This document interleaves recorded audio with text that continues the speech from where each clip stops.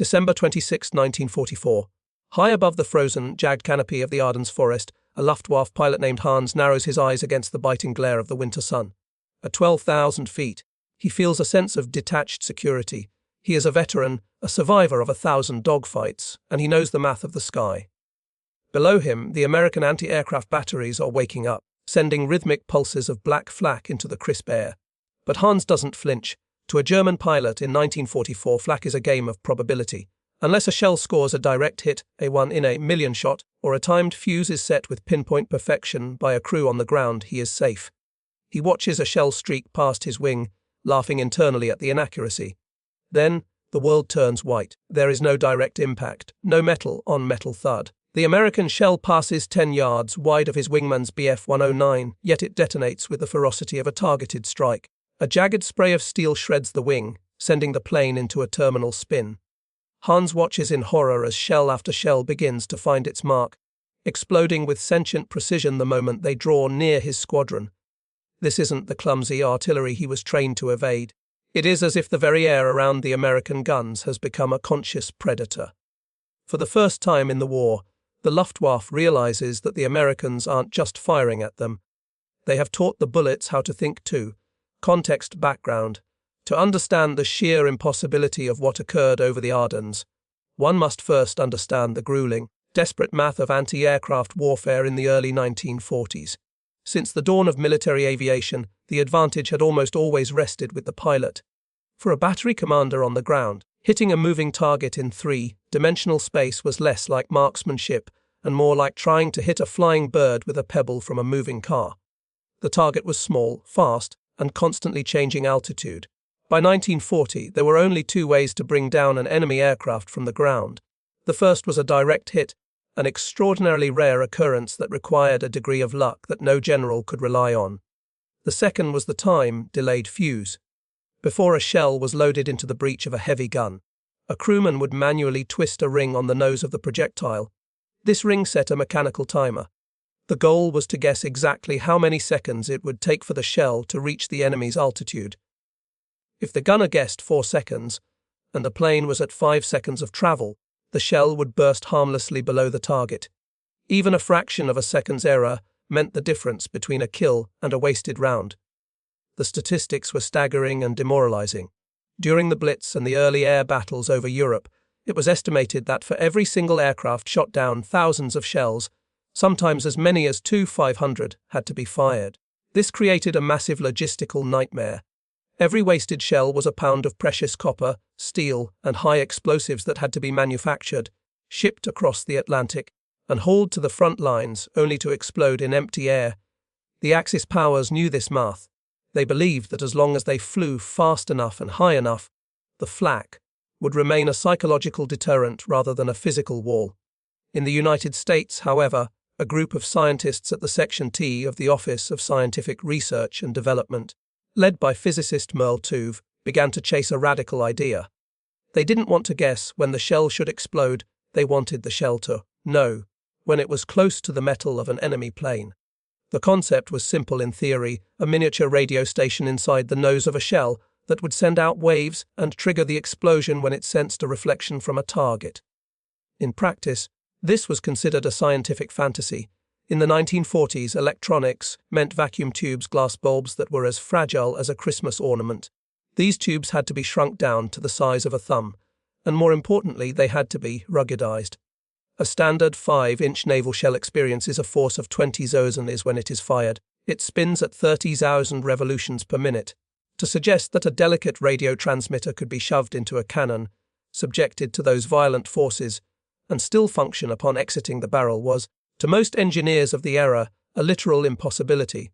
The Germans were working on similar concepts, but their top scientists, including those at the prestigious Siemens and Telefunken, eventually abandoned the project. They concluded that the ruggedization of vacuum tubes was an insurmountable engineering hurdle.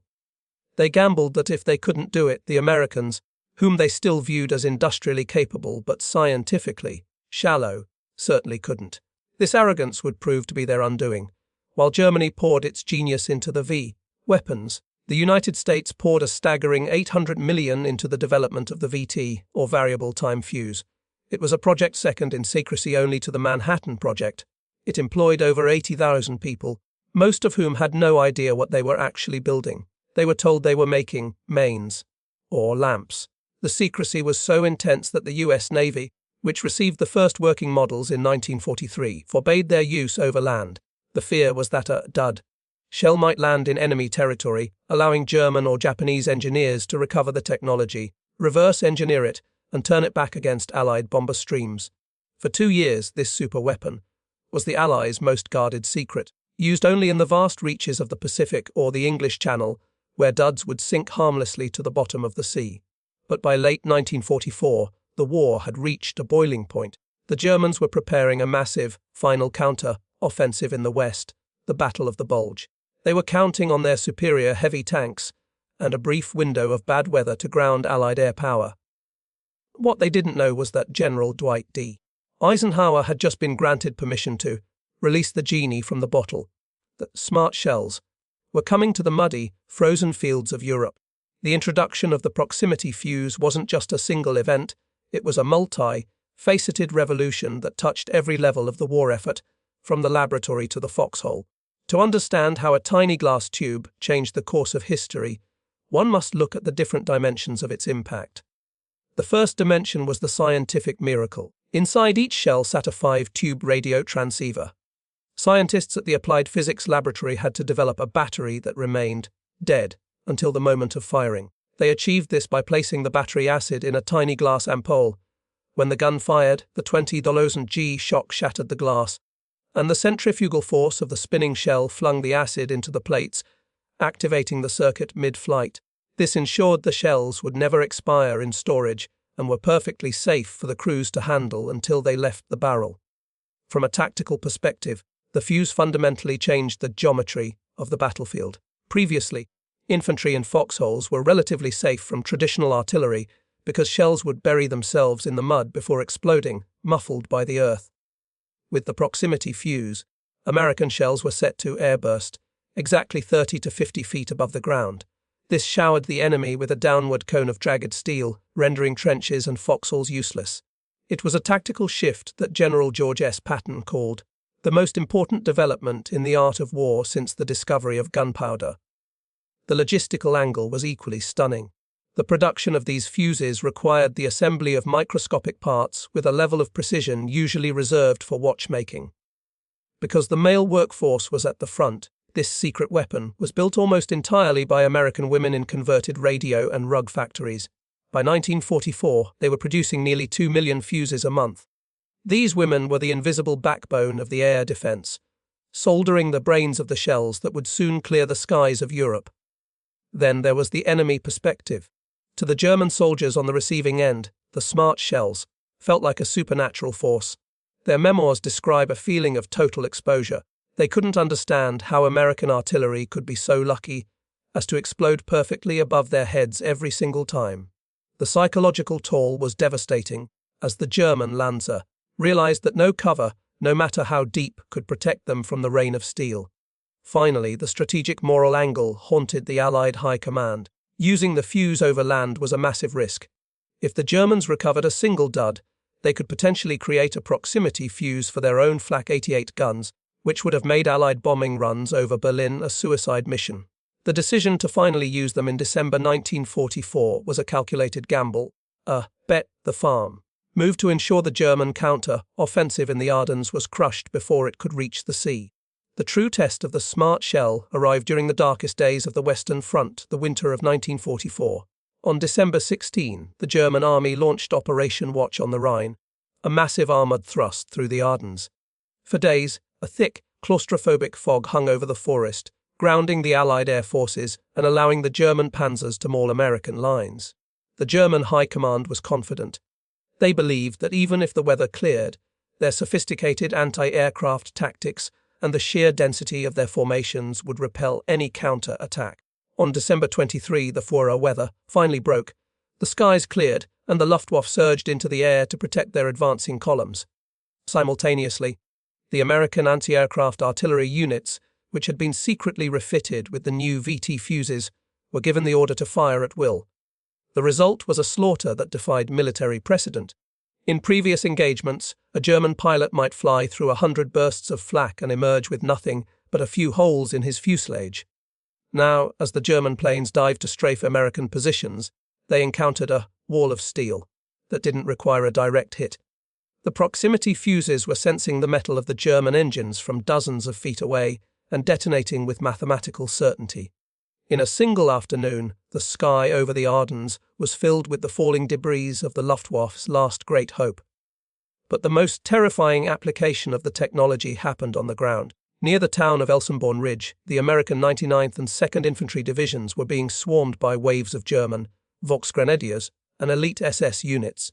The Americans were outnumbered, and the German infantry was accustomed to taking cover in the undulating terrain to avoid shellfire. Then the American 90 mm and 155 mm guns opened up. Using the proximity fuses for the first time in a land barrage, the Americans didn't aim for the ground. They aimed for the air 10 meters above the German lines. The effect was horrific. Instead of shells thudding into the snow and mud, they exploded in a terrifying, synchronized canopy of fire. Jagged shrapnel rained straight down into the safety of the German trenches. Soldiers who had survived years on the Eastern Front reported that they had never seen anything like it. It wasn't a battle, it was a meat grinder. The Germans, who had prided themselves on their own Wunderwaffen, found themselves facing a technology they couldn't even name.